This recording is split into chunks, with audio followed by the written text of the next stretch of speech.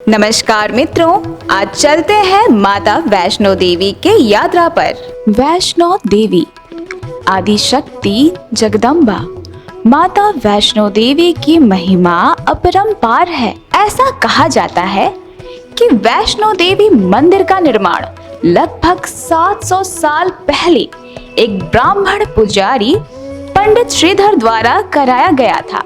वह बहुत ही ज्यादा गरीब था। उनके मन में माँ वैष्णो देवी के लिए बहुत ज्यादा भक्ति थी। अब बात करते हैं माता वैष्णो देवी मंदिर के बारे में, जहाँ हर साल लाखों श्रद्धालु अपनी श्रद्धा के साथ माता के दर्शन करने आते हैं। नवरात्र के समय तो वैष्णो देवी के दर्शन के लिए भीड़ लगी रहती है। आलम यह होता है कि लोग घंटों लाइन में लगकर भी उनकी एक झलक पाने को बेताब रहते हैं। कई लोगों की मन्नत यहाँ आकर पूरी हो जाती है। चलिए जानते हैं वैष्णो देवी के मंदिर के पीछे की कहानी।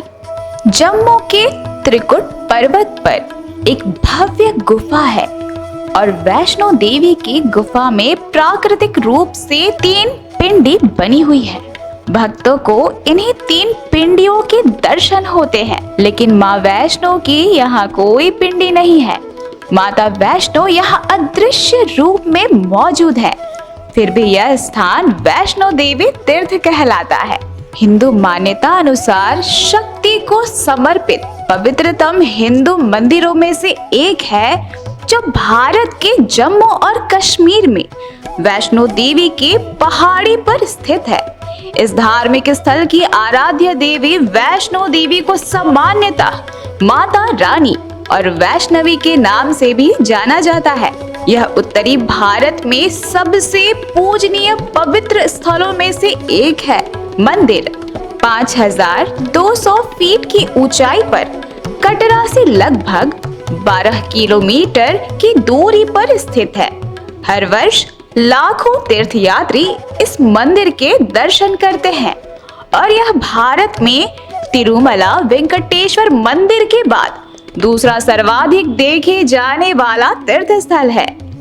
इस मंदिर की देखरेख श्री माता वैष्णो देवी तीर्थ मंडल नामक न्यास के द्वारा की जाती है। यहाँ तक पहुँचने के लिए उधमपुर से कटरा तक एक रेल संपर्क को हाल ही में निर्मित किया गया है।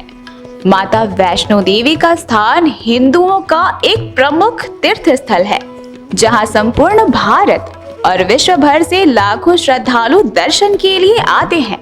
माता की गुफा के दर्शन हेतु भक्त पैदल चढ़ाई करते हैं और कुछ इस कठिन चढ़ाई को आसान बनाने के लिए पालकी, घोड़े या पिट्ठू किराए पर लेते हैं। छोटे बच्चों को चढ़ाई पर उठाने के लिए लोग किराए पर स्थानीय लोगों को बुक करते हैं, जो निर्धारित शुल्क पर बच्चों को पीठ पर बैठाकर चढ़ाई करते हैं। एक व्यक्ति के लिए कटरा से माता वैष्णो देवी की पवित्र गुफा तक की चढ़ाई, पालकी, पिट्ठू या घोड़े का किराया 200 से 1000 रुपए तक होता है। वैष्णो देवी जहाँ ना जाने कितने भक्तों की मुरादें पूरी होती है। हर साल यहाँ हजारों लोग माँ वैष्णो देवी के दर्शन करने के लिए आते हैं।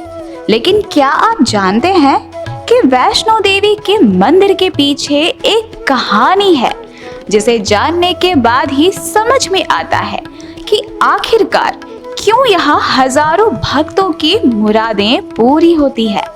धर्म की रक्षा के लिए भगवान विष्णु के अंश से माता वैष्णो देवी ने दक्षिण भारत में रामेश्वरम तट पर पंडित रत्नाकर के घर जन्म लिया। माता वैष्णो देवी को बचपन में त्रिकुटा के नाम से बुलाया जाता था।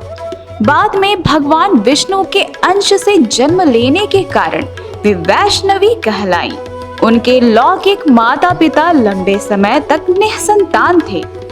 देवी बालिका के जन्म लेने से एक रात पहले पंडित रत्नाकर ने वचन लिया कि बालिका जो भी चाहे वे उसकी इच्छा के रास्ते में कभी नहीं आएंगे। जब त्रिकुटा 9 साल की थी तब उन्होंने अपने पिता से समुद्र के किनारे पर तपस्या करने की अनुमति चाही। 9 वर्ष की छोटी सी उम्र में ही जब उन्हें पता चला कि भगवान विष्णु ने प्रभु श्री राम के रूप में अवतार लिया, तब देवी त्रिकुटा ने प्रभु श्री राम को पति के रूप में पाने के लिए तपस्या शुरू कर दी। सीता माता हरण के बाद भगवान श्री राम जब माता सीता को ढूंढते हुए रामेश्वरम तट पर पहुंचे तो यहाँ प्रभु श्री राम और त्रिकुटा की पहली मुलाकात हुई। प्रभु श्री राम की दृष्टि गहरे ध्यान में लीन इस दिव्य बालिका पर पड़ी तो त्रिकुटा ने श्री राम से कहा कि उसने उन्हें अपने पति के रूप में स्वीकार किया है। भगवान श्री राम ने देवी त्रिकुटा से कहा कि मैंने इस अवतार में पत्नी व्रता रहने का वचन लिया है। मेरा विवाह सीता से हो चुका है, इसलिए मैं आपसे विवाह नहीं कर सकता।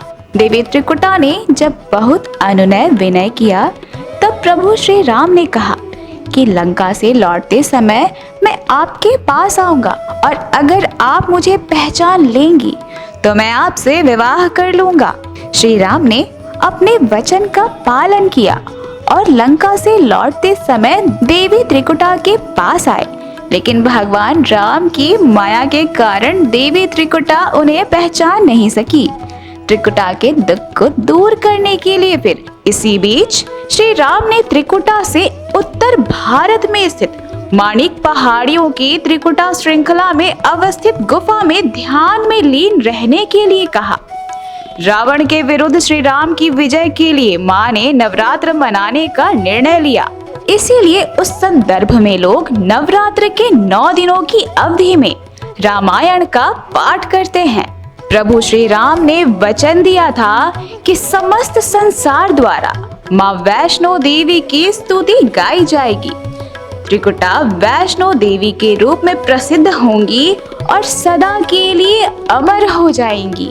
भगवान राम के आदेश के अनुसार आज भी माता वैष्णो उनकी प्रतीक्षा कर रही हैं और अपने दरबार में आने वाले भक्त के दुख दूर कर उनकी झोली भर रही हैं। सनातन धर्म को मानने वाले माता वैष्णो देवी की महिमा गाते नहीं थकते हैं।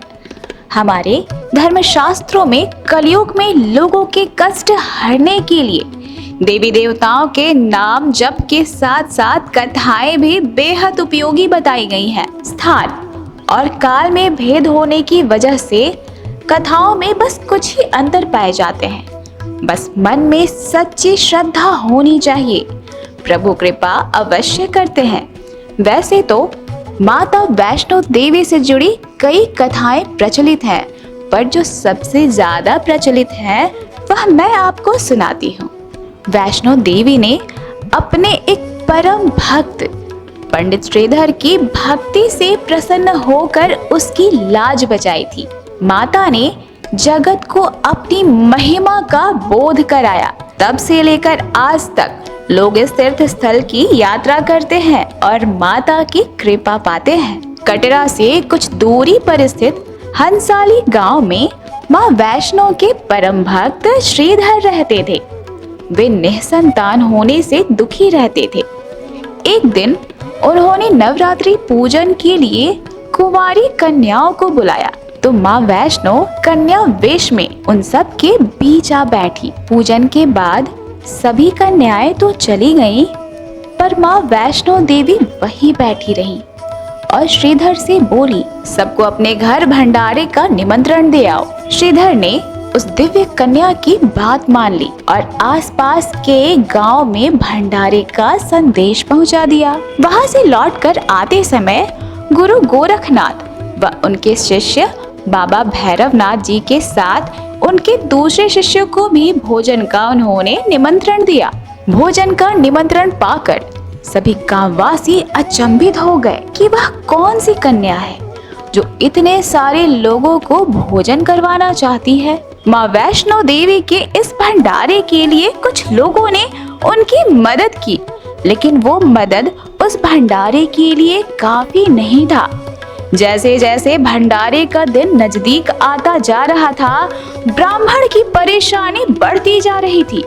वह बस यही सोच रहा था कि इतने कम सामान के साथ भंडारा कैसे हो पाएगा। भंडारे के एक दिन पहले ब्राह्मण एक पल के लिए भी नहीं सो पा रहा था। वह सुबह तक समस्याओं से घिरा हुआ था और ऐसे में उन्हें बस देवी माँ के किसी चमत्कार की उम्मीद थी। इसके बाद श्रीधर के घर में अनेक गांववासी आकर भोजन के लिए जमा हुए।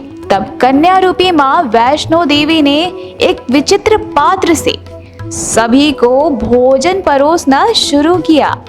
भोजन परोसते हुए जब वह कन्या भैरवनाथ के पास गई, तब उसने कहा कि मैं तो खीर पूड़ी की जगह मांस खाऊंगा और मदिरापान करूंगा। तब कन्या रूपी माँ ने उसे समझाया कि यह ब्राह्मण के यहाँ का भोजन है, इसमें मांसाहार नहीं किया जाता है। किंतु भैरवनाथ ने जानबूझकर अपनी बात पर अड़ा रहा। जब भैरवनाथ ने उस कन्या को पकड़ना चाहा, तब माँ ने उसके कपट को जान लिया। माँ वायु रूप में बदलकर त्रिकुटा पर्वत की ओर उड़ चली। भैरवनाथ भी उनके पीछे पीछे गया। माना जाता है कि इस बीच माँ की रक्षा के लिए पवन पुत्र हनुमान भी थे।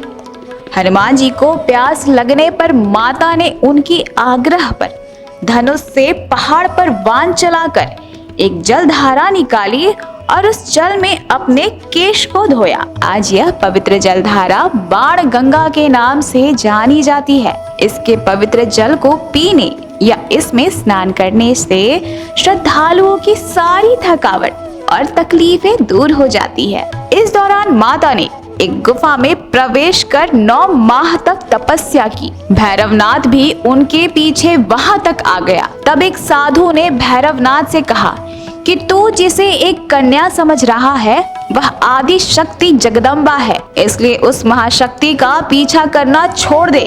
भैरवनाथ ने साधु की बात नहीं मानी। तब माता गुफा की दूसरी ओर से मार्ग बनाकर बाहर निकल गई। यह गुफा आज भी अर्धकुमारी या आदि कुमारी या गर्भजून के नाम से प्रसिद्ध है। अर्धकुमारी के पहले माता की चरण पादुका भी है।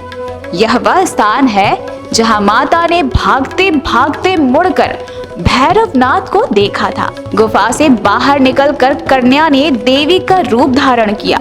माता ने भैरवनाथ को चिताया और वापस जाने को कहा, फिर भी वह नहीं माना। माता गुफा के भीतर चली गई। तब माता के लिए हनुमान जी गुफा के बाहर थे और उन्होंने भैरवनाथ से युद्ध किया। भैरवनाथ ने फिर भी हार नहीं मानी। जब वीर लंगूर निढाल होने लगा, तब माता वैष्णवी ने महाकाली का रूप लेकर भैरवनाथ का संहार कर दिया। भैरवनाथ का सिर कटकर भवन से 8 किलोमीटर दूर त्रिकुट पर्वत की भैरव घाटी में गिर गया। उस स्थान को भैरवनाथ मंदिर के नाम से जाना जाता है। जिस स्थान पर माँ वैष्णो देवी ने हठी भैरवनाथ का वध किया, वह स्थान पवित्र गुफा अथवा भवन के नाम से जाना जाता है। इसी स्थान पर माँ काली दाएं, माँ सरस्वती मध्य और माँ महालक्ष्मी बाएं पिंडी के रूप में गुफा में विराजमान है। इन तीनों के सम्मिलित रूप को ही माँ वैष्णो देवी का रूप कहा जाता है। कहा जाता है कि अपने वध के बाद भैरवनाथ को अपनी भूल का पश्चाताप हुआ और उसने माँ से क्षमादान की भीख मांगी। माता वैष्णो देवी जानती थी कि उन पर हमला करने के पीछे भैरव की प्रमुख मंशा मोक्ष प्राप्त करने की थी। उन्होंने न केवल भैरव को पुनर्जन्म के चक्र से मुक्ति प्रदान की, बल्कि उसे वरदान देते हुए कहा कि मेरे दर्शन तब तक पूरे नहीं माने जाएंगे जब तक कि भक्त मेरे बाद तुम्हारे दर्शन नहीं करेगा। उसी मान्यता अनुसार आज भी भक्त माता वैष्णो देवी के दर्शन करने के बाद करीब 3.25 किलोमीटर की खड़ी चढ़ाई करके भैरवनाथ के दर्शन करने जाते हैं। आज भी 12 मास वैष्णो देवी के दरबार में भक्तों का तांता लगा रहता है। सच्चे मन से याद करने पर माता सबका बेड़ा पार लगाती हैं। इसी तरह से तीर्थ स्थलों के दर्शन करने के लिए हमारे चैनल को सब्सक्राइब करें और हमारे वीडियो को लाइक, कमेंट एंड शेयर करना ना भूलें। साथ ही बेल आइकन को दबाएं ताकि आने वाले वीडियो का नोटिफिकेशन सबसे पहले आपको मिले।